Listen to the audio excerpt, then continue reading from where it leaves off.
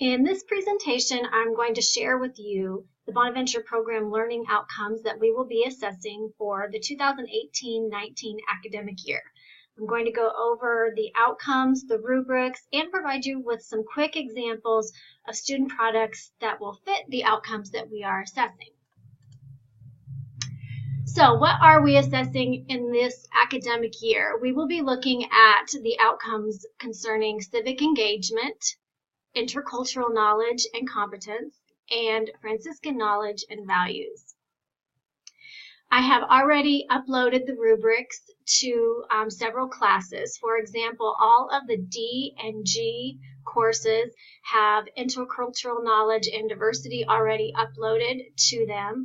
And again, we are continuing to upload the ethics and the writing intensive courses with the ethical reasoning and the written communication rubrics. So please go ahead and feel free to submit student product to those, even though it isn't something that we are specifically assessing. You can still submit student products to those rubrics and to the Bonaventure portfolio.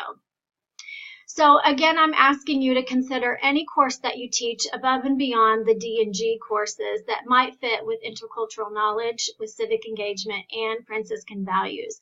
After you go through the presentation and look at these outcomes more specifically, let me know what courses you teach that might be a good fit for some of these learning outcomes, and I will upload the appropriate rubric to those courses.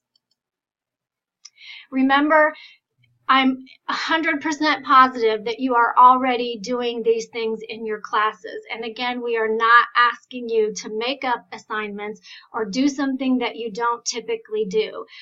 You are already doing these things. That is why they have become the outcomes that we have developed, because we know they are important to students. We know you know they are important to students, and we're already seeing them in our classes. So there might need to be some tweaks here and there, but we should not be creating entire new assignments to fit the rubrics.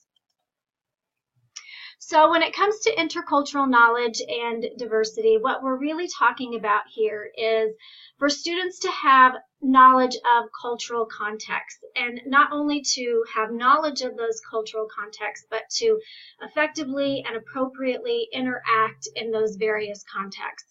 So according to the AAC and U rubric, which is what we use to assess this particular competence, intercultural knowledge means a set of cognitive, affective, and behavioral skills and characteristics that support effective and appropriate interaction in a variety of cultural contexts. So again, it's just understanding and knowing about various cultural situations, contexts, and being able to appropriately interact in those cultural situations.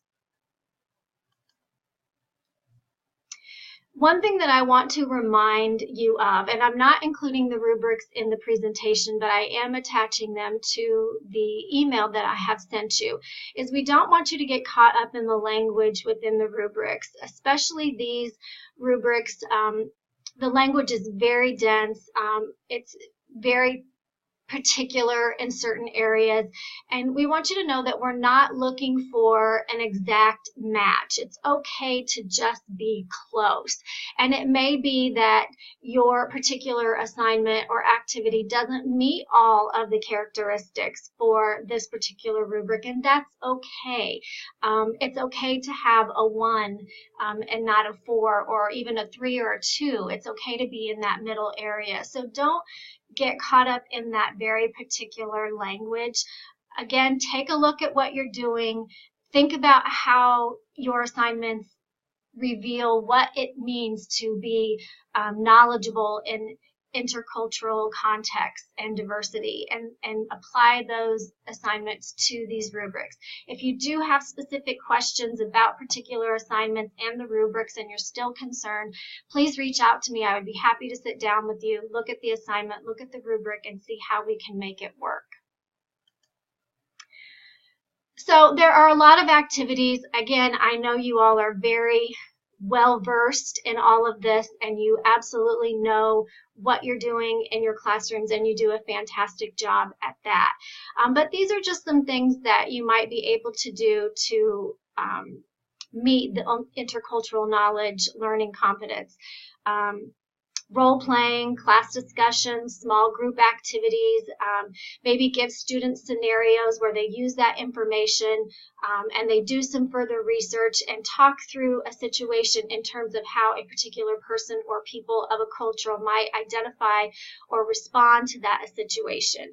You can also assign groups different sides of negotiation involving people of different cultures. So it's just kind of having that awareness and knowledge of how people or a person of a particular culture might respond or react in a particular situation.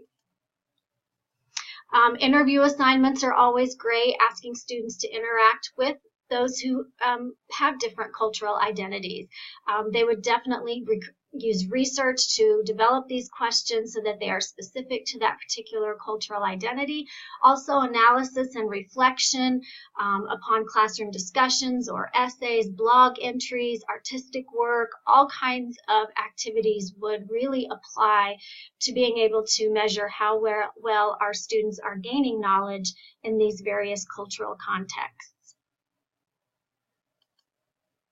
I found some really fantastic resources that give you even more examples of student products that will work for this particular learning outcome.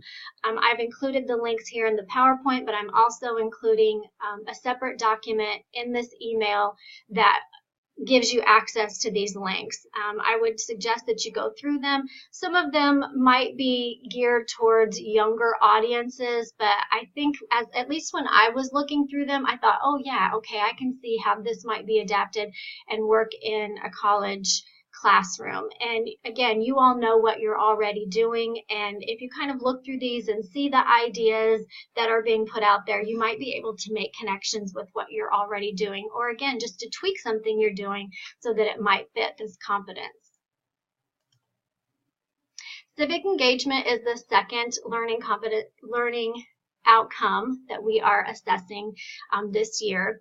And civic engagement is really just involving students in their community, in their world, beyond their classroom or beyond their little world that they live in, but the larger world that they live in. According to the AAC&U rubrics, civic engagement means working to make a difference in the civic life of our communities and developing the combination of knowledge, skills, values, and motivation to make that difference.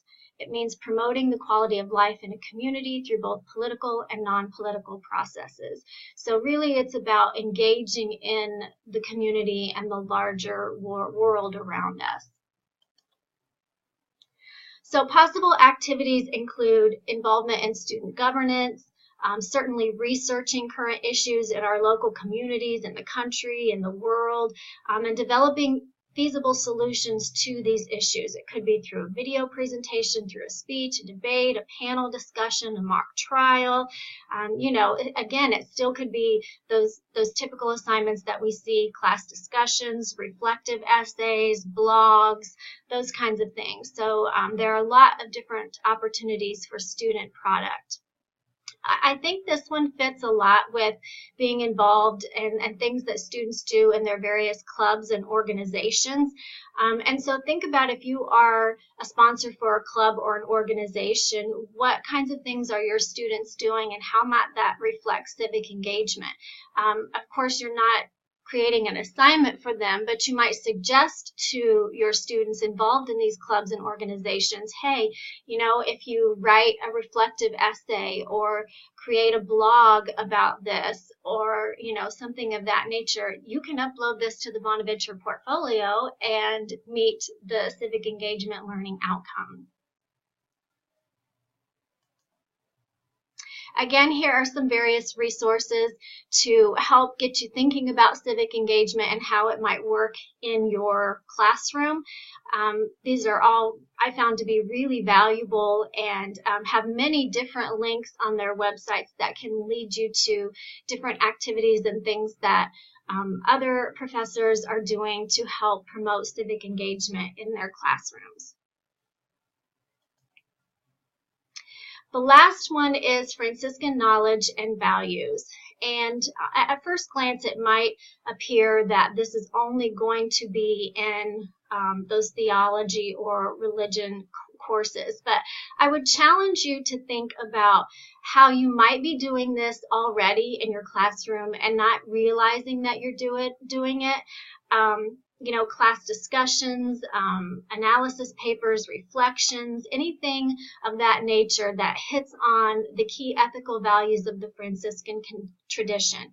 And I've listed some of these here that have come right from the Franciscan Knowledge rubric that we are using. So concern for the poor, reconciliation and peacemaking, non-materialism and simplicity, hospitality and respect for otherness, and concern for the environment and creation. So there might be things that you are talking about in your classroom, assignments that you are giving to your students that relate to some of these ethical values of the Franciscan tradition, and it really could work with this rubric. And again, this rubric is quite specific, and it does have a section on it about using the story of the life of St. Francis, and it lists some of those stories specifically.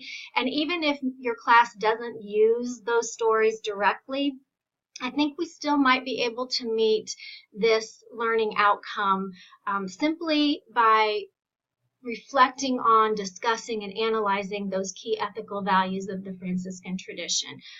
But I did kind of put in here that it may be appropriate in your class, and you may already be doing something related to the story and the life of St. Francis and asking students to analyze and reflect upon those in terms of how they connect to our community and to our world. So take a look at that rubric and just see if there might be something there that you can use. Other activities, again, discussions, reflections of one's own personal and ethical commitment in relation to the Franciscan values. I think, again, we're seeing some overlap even between intercultural and civic engagement. So I think a lot of these might work. One assignment might work for several of these. There are some really fabulous websites to help look at the Franciscan values and how they can be implemented into our classrooms. And these are websites that have several different tabs and links and things that you can just explore. And I found it to be really eye-opening, actually. And so I hope you enjoy going through them and figuring out how you might already be doing this in your classroom. So where do we go from here? Absolutely start looking over your existing classroom assignments. Again, I'll challenge you to think about the clubs and the organizations that you lead and sponsor, and encourage your students who are engaging in service learning and being out in their community and things of that nature to submit a reflection or an analysis to the Bonaventure portfolio to meet this learning outcome. Once you have looked at your classes, looked at the rubrics, thought about these learning outcomes, let me know which rubrics for which classes you would like to be uploaded, and I will get right on that. Here's my email contact, my office number, my office room number, and my phone number to get in touch with me if you have additional questions or would like to talk about these further. So in this email, I am including this document that will provide those links for the various resources. I'm also going to provide you with the rubrics for all of the learning outcomes, which come from the AAC&U, and just play around with them. And I will be looking forward to hearing from you and seeing what you're doing and how we can apply all of that to our learning outcomes for this academic year.